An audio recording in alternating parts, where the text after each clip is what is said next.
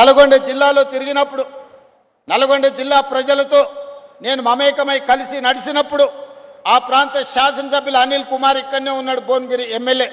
వాళ్ళందరూ అన్న మూసీ నది హైదరాబాద్ నగరానికి తాగునీరు ఇవ్వడం కాదు, ఈరోజు మా నల్గొండ జిల్లాకు విషాన్ని ఇస్తుంది, దీని ప్రక్షాళన చెయ్యాలి.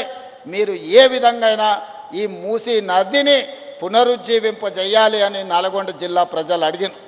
ఆనాడే మాట ఇచ్చిన, తప్పకుండా మూసీ నదిని ప్రక్షాళన చేస్తాం, మూసీ నదిని పునరుజ్జీవింపజేస్తాం. హైదరాబాదు నగరాన్ని ఒక సుందరమైన నగరంగా తీర్చిదిద్దడమే కాదు, ఎక్కడ నీళ్లుంటాయో అక్కడ నాగరికత ఉంటుంది, ఎక్కడ నీటి ప్రవాహం ఉంటుందో అక్కడ అభివృద్ధి ఉంటుంది, ఎక్కడ నీటి లభ్యత ఉంటుందో అక్కడ నగరాలు మహానగరాలుగా మారుతాయి. అందుకే ఇవాళ ఎవరు అడ్డం పడ్డా, ఎవరు ఎన్ని అడ్డంకులు సృష్టించినా వాటన్నిటిని ఒకటొకటిగా అధిగమించుకుంటూ సమస్యలు సృష్టించినప్పుడు సమన్వయంతో ముందుకు వెళ్తున్నాం. అందుకే ఇవాళ పోయిన సంవత్సరమే గోదావరి నదీ జలాల ప్రాజెక్టు తీసుకోవాలనుకున్నప్పుడు కొంతమంది కుట్రలు కుతంత్రాలు చేసింది.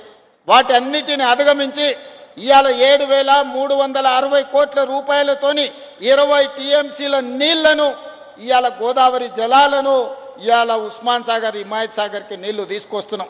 దాదాపుగా ఇందులో 15-16 టీఎంసీల హైదరాబాదు నగరానికి తాగునీరు అందించే కార్యక్రమం తీసుకుంటాం.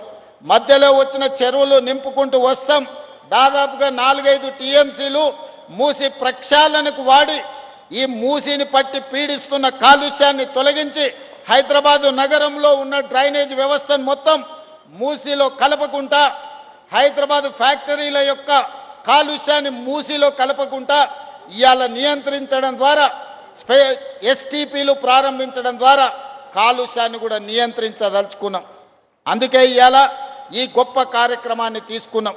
ఈ గొప్ప కార్యక్రమంతో హైదరాబాదు నగరానికి తాగునీటి సమస్యను పరిష్కరించడమే కాదు, నల్గొండ జిల్లాను పట్టి పీడిస్తున్న ఈ మూసి కాలుష్యం నుంచి నల్గొండ జిల్లాకు విముక్తి కలిగించే బాధ్యత ఈరోజు తీసుకున్నాం.